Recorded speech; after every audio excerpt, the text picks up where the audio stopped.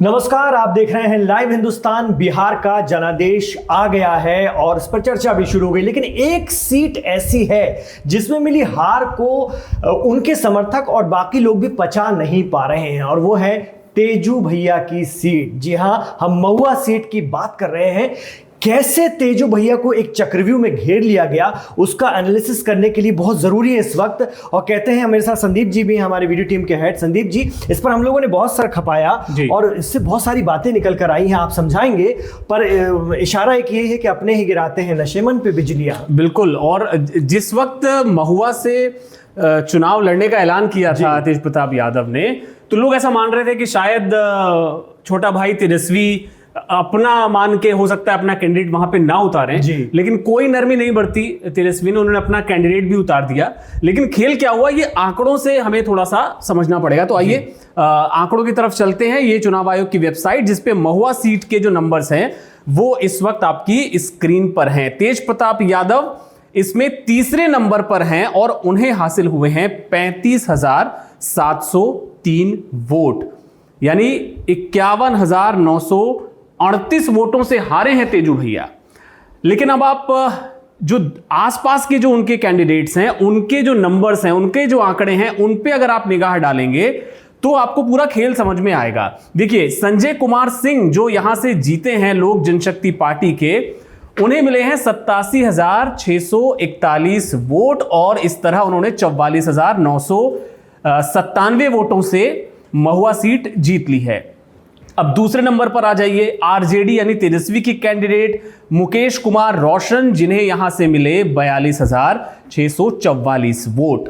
अब आपको मोटा मोटी ऐसा लगेगा कि दो यादवों की लड़ाई में एक राजपूत ने सीट मार ली, लेकिन थोड़ा सा और नीचे आएंगे, थोड़ा सा और नीचे आप जाएंगे, देखेंगे अमित कुमार। ये अमित कुमार साहब कौन है?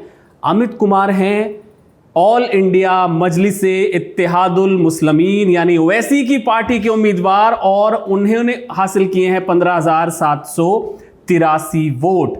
अब अगर आप पहले चार जो कैंडिडेट्स हैं उनके वोटों को थोड़ा सा उसका गुणागणित आप समझेंगे तो आपको पूरा खेल समझ में आ जाएगा। यानी कि मुकेश रोशन, तेज प्रताप यादव और अमित कुमार, इनके वोटों को अगर आप जोड़ दें और उसमें थोड़े एक दो जो इंडिपेंडेंट्स हैं, बीएसपी और एक आशमा परवीन, उनके वोट्स को अगर आप जोड़ देंगे तो वो सीधे सीधे संजय कुमार सिंह जो यहां से चुनाव जीते हैं उनसे करीब 5-7-10 हजार वोट ज्यादा होते हैं। तो क्या सवाल ये उठ रहा है कि क्या ओवैसी ने पूरे प्रदेश में सिर्फ 2 हिंदू कैंडिडेट्स उतारे थे, जो एक दूसरी सीट से थे, ढाका सीट से, उनका तो बहुत ही बुरा हाल हुआ, वो चौथे 5वें नंबर पर रहे। लेकिन इस पर्टिकुलर सीट से ओवैसी ने एक हिंदू कैंडिडेट उतारा जो कि 15,000 वोट भी लेने में कामयाब रहा। तो ये एक सवाल उठ रहा है कि क्या ये एक सोची समझी रणनीति थी, और अगर ये नहीं होते और अगर तेजस्वी यादव ने अपने भाई के खिलाफ आरजेडी का उम्मीदवार नहीं उतारा होता तो क्या सीन कुछ अलग होता? क्या तेजू भैया यहां से जीत जाते?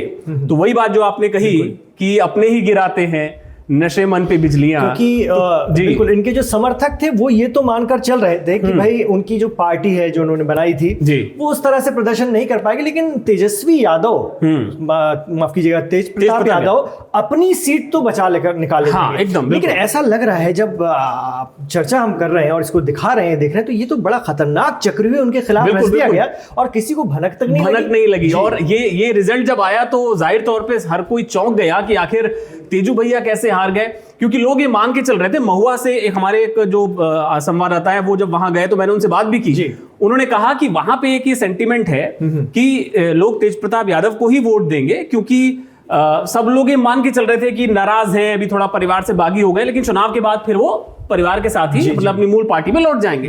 तो एक ये सेंटीमेंट था, तो इसलिए कोई वहां से उनके हारने को लेकर कोई सवाल नहीं उठा रहा था।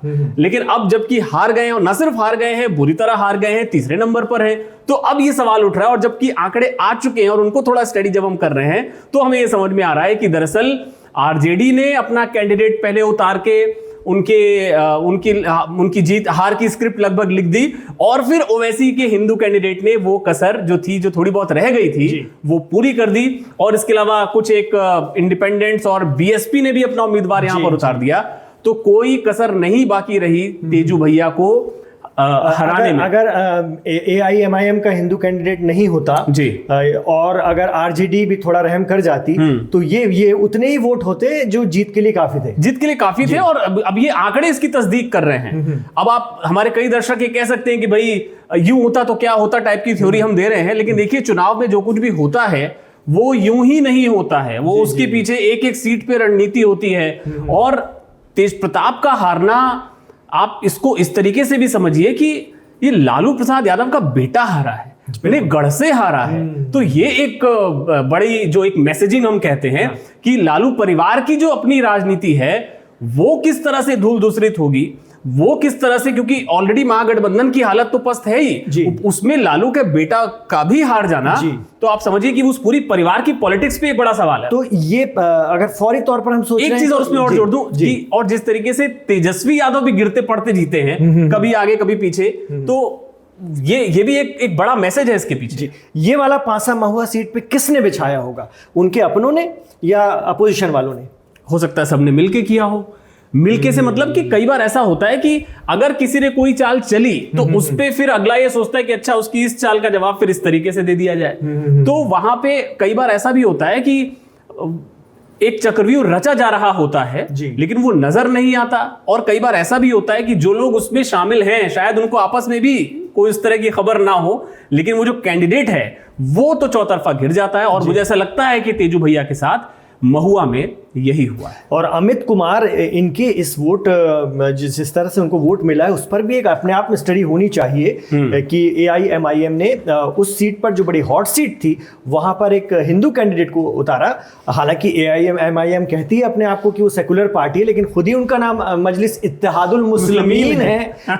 अगर वो इत्तेहादुल सर्वधर्म होते लिखते तो अलग बात होती। बहरहाल तो इन्होंने जो जिस तरह का वोट गेन किया है इस पर भी अपने आप में एक अलग से स्टडी होनी चाहिए। बिल्कुल बिल्कुल। और जाहिर सी बात है कि अगर ओवैसी ने किसी को टिकट दिया तो उसका इलाके में अपना कुछ प्रभाव रहा होगा।